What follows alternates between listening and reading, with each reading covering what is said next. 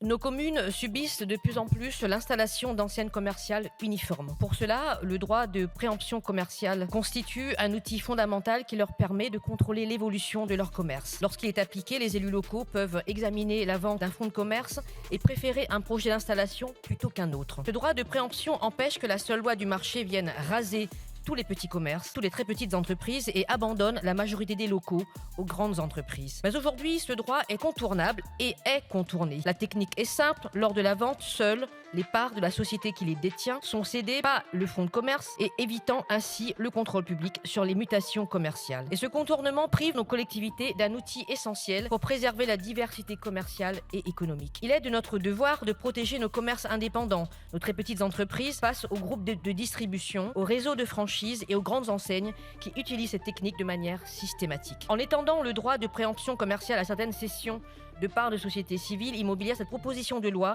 va donc dans le bon sens. Car nos communes n'ont pas les moyens de détecter ces stratagèmes qui asphyxient les perspectives de développement commercial et économique local. Car ces entreprises qui ont recours à ces stratagèmes doivent se soumettre au regard de la puissance publique qui agit pour l'intérêt général. Car les élus locaux doivent pouvoir se saisir pleinement du dispositif de préemption des baux commerciaux et refuser qu'il soit monopolisé par Amazon et ses complices. Nous soutiendrons cette proposition de loi pour que les élus, peu importe la forme de vente du bail commercial, décident de le préempter pour le rétrocéder, par exemple, à un boulanger indépendant, plutôt que de le laisser s'installer une énième franchise de boulangerie industrielle. Mais cette proposition de loi doit s'inscrire dans une politique générale de soutien au commerce indépendant, aux très petites entreprises et de régulation de la grande distribution. Car il n'est question ici que d'un outil. Nous assistons depuis trop longtemps à une financiarisation de l'immobilier commercial, notamment par des groupes comme Unibail, Rodamco, Westfield. Nos centres-villes et nos bourgs sont ainsi appauvris au profit de vastes zones commerciales et cela a des conséquences sur la vitalisation de nos territoires. Les petits commerces, les TPE sont pourvoyeurs de plus d'emplois non délocalisables. Ils participent au lien social, à l'économie locale et à la vie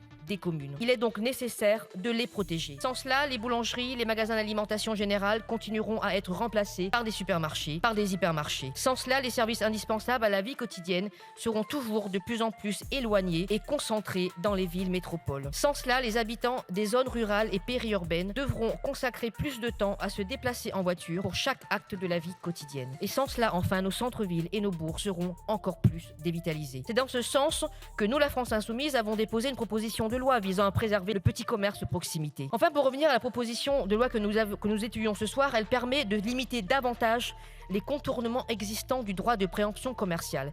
Elle permettra alors aux communes de reprendre la main sur l'évolution de leur tissu commercial et économique, y compris lorsque les transactions sont déguisées sous forme de montage sociétaire. Il s'agit donc d'un outil qui s'inscrit pleinement dans notre combat pour la défense du petit commerce, des TPE et contre la financiarisation de l'immobilier commercial. Cet outil permettra de préserver nos communes et de renforcer la mise en place d'une véritable démocratie locale que nous appelons de nos vœux.